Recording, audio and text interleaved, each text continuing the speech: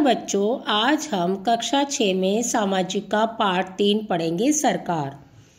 लोकतंत्र में एक कार्टूनिस्ट का काम है कि वह कार्टूनों के जरिए अपने अधिकारों का प्रयोग आलोचना करने, व्यंग करने तथा राजनेताओं की गलतियों को ढूंढने के लिए करे। ये है R.K. लक्ष्मण, इनके द्वारा ये रचित है। सरकार क्या है? सबसे पहले पढ़ेंगे बच्चों हम सरकार क्या है। आपने सरकार शब्द का जिक्र कई बार सुना होगा। इस पाठ में आप ये पढ़ेंगी कि सरकार क्या है, यह हमारे जीवन में कितनी महत्वपूर्ण भूमिका निभाती है, सरकार क्या करती है, वह निर्णय कैसे लेती है। अलग अलग तरह की सरकारों जैसे लोकतांत्रिक सरकार एवं राजतंत्रीय सरकार के बीच क्या अंतर है, चलिए पढ़कर पता लगाते हैं। सरकार से कामगारों के अधिकारों की रक्षा की मांग, बाढ़ पीड़ितों के लिए सरकार की ओर से राहत सामग्री, प्याज की दर में उछाल, सरकार ने प्याज के दाम तय किया, सर्वोच्च न्यायालय के लिए 5 न्यायाधीश, सरकार कोयला और बिजली विभागों के पुनर्गठन के पक्ष में है। सरकार ने 15,000 से अधिक गांवों को सूखाग्रस्त घोषित किया। हर एक देश को विभिन्न निर्णय लेने एवं काम करने के लिए सरकार की जरूरत होती है। ये सच है बच्चों कि कोई भी देश अगर कोई निर्णय लेता है या कोई काम की ज़रूरत पड़ती है तो उसे उसके लिए सरकार की ज़रूरत पड़ती है। ये निर्णय कई विषयों से संबंधित होते हैं, जैसे सड़कें और स्कूल कहाँ बनाए जाए, बहुत ज़्यादा महंगाई हो जाने पर किसी चीज़ के दाम कैसे घटाए जाएं, बिजली की आपूर्ति को कैसे बढ़ाया जाए। सरकार कई सामाजिक मुद्दों पर कार्यवाही करती है। उदाहरण के लिए सरकार गरीबों की मदद करने के लिए कई कार्यक्रम चलाती है। इनके अलावा वह अन्य महत्वपूर्ण काम भी करती है, जैसे डाक एवं रेल सेवाएं चलाना। सरकार का काम देश की सीमाओं की सुरक्षा करना और दूसरे देशों से शांतिपूर्ण संबंध बनाए रखना भी है।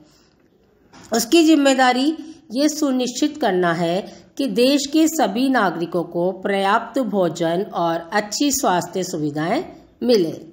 जब प्राकृतिक विपदाएं घेरती है, जैसे सुनामी या भूकंप, तो मुख्य रूप से सरकार ही पीड़ित लोगों की सहायता करती है।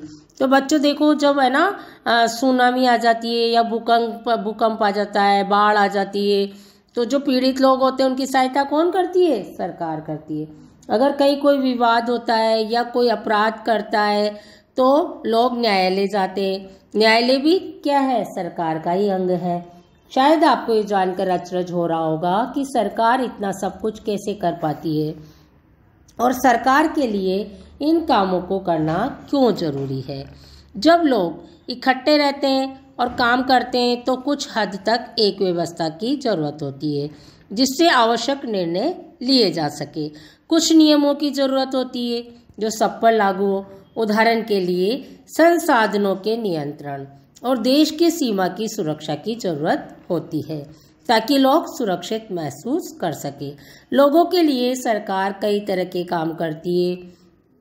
वह नियम बनाती है, निर्णय लेती है, अपनी सीमा में रहने वाले लोगों पर उन्हें लागू करती है। सरकार के स्तर। अब बच्चों हम पढ़ेंगे सरकार के स्तर के बारे में। अब आपको पता है कि सरकार कितनी सारी अलग अलग चीज़ों के लिए जिम्मेदार है। तो क्या आप सोच सकते हैं कि सरकार ये सारे इंतजाम कैसे करती होगी? दरअसल सरकार अलग अलग स्तरों पर काम करती है। पहला है स्थानीय स्तर पर, दूसरा है राज्य के स्तर पर, तीसरा है राष्ट्रीय स्तर पर। स्थानीय स्तर पर मतलब आपके गांव, शहर, मोहल्ला है। राज्य स्तर का मतलब है पूरे राज्य को ध्यान में रखकर, जैसे हरियाणा, असम की सरकार पूरे राज्य में काम करती है। राष्ट्रीय स्तर की सरकार का संबंध पूरे देश से होता है। इस किताब में आगे चलकर पढ़ेंगे कि स्थानीय सरकार कैसे काम करती है और आगे की कक्षाओं में राज्य एवं राष्ट्रीय स्तर पर सरकार के कामों में बारे में जानेंगे। तो बच्चों अब हम आगे पढ़ते हैं सरकार एवं कानून। सरकार कानून बनाती है और देश में रहने वाले सभी लोगों को वे कानून मानने होते हैं। सरकार जो एक बार कानून बनाती है ना बच्चों, तो देश में जो भी लोग रहते हैं, चाहे वो कोई अधिकारी है, चाहे वो नेता है, चाहे वो आम जनता है, सबको उन कानूनों का पालन करना पड़ता है। केवल यही वह तरीका है जिससे सरकार काम कर सकती है। सरकार के पास जैसे कानून बनाने की ताकत होती है, वैसे ही ये ताकत भी होती है कि लोगों को कानून मानने के लिए बाध्य करें। उदाहरण के लिए एक कानून है कि गाड़ी चलाने वाले के पास लाइसेंस होना चाहिए। अगर कोई लाइसेंस के बिना गाड़ी चलाते हुए पकड़ा जाए तो उसे जेल की सजा काटनी पड़ती या जुर्माना भरना पड़ता है।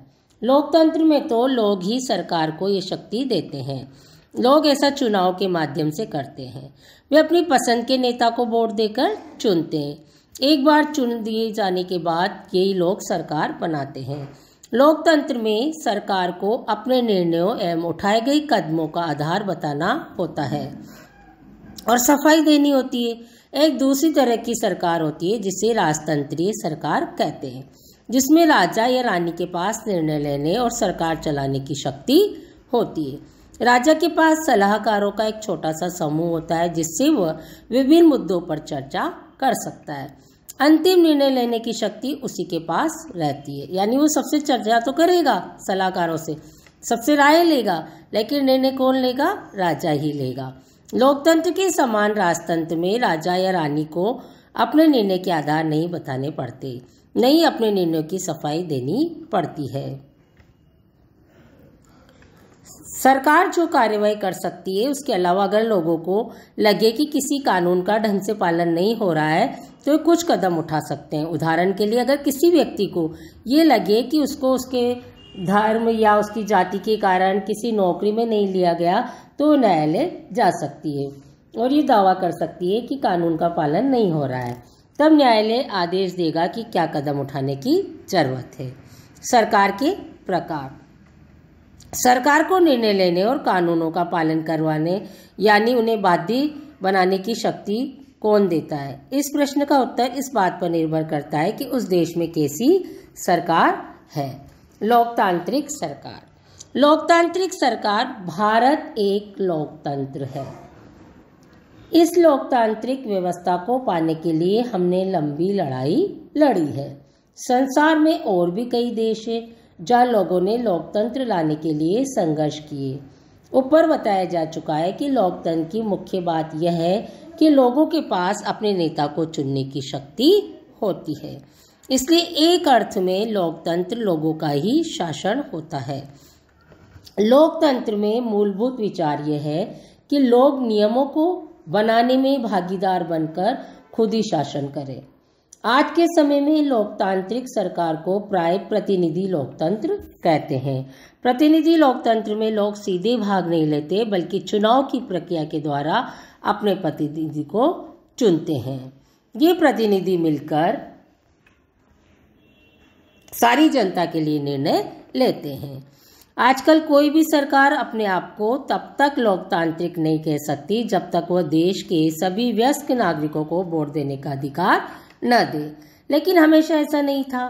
क्या आप विश्वास कर सकती हैं कि एक समय ऐसा था जब लोकतांत्रिक सरकारें औरतों और गरीबों को चुनाव में भाग नहीं लेने देती थी। यानी पहले क्या था, औरतें भी वोट नहीं डालती थी और गरीब को भी अधिकार नहीं था। अपने शुरुआती दौर में सरकारें केवल उन्हीं पुरुषों को वोट देने देती थी जो पढ़े लिखे थे, जिनके पास अपनी संपत्ति होती थी। इसका मतलब था कि औरतों, गरीबों, अशिक्षितों को वोट देने का अधिकार नहीं था। ऐसी स्थिति में देश उन्हीं नियमों के सहारे चलते थे जो ये गिने चुने पुरुष बनाते हैं। भारत में आज़ादी से पहले बहुत कम लोगों को वोट देने का अधिकार था। यानी जब भारत स्वतंत्र नहीं हुआ था ना, उसके पहले बच्चों क्या था, वोट देने का अधिकार बहुत कम लोगों को था। इसलिए जनता ने संगठित होकर इस अधिकार की मांग की। गांधी जी समेत कई नेताओं ने इस अन्यायपूर्ण व्यवहार का विरोध किया।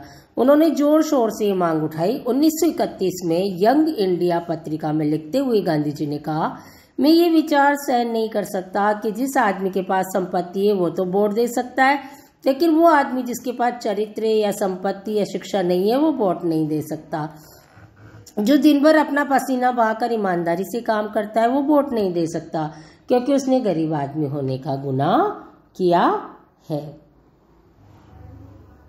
तो बच्चों, आज हम यहीं पर इसको समाप्त करते। धन्यवाद।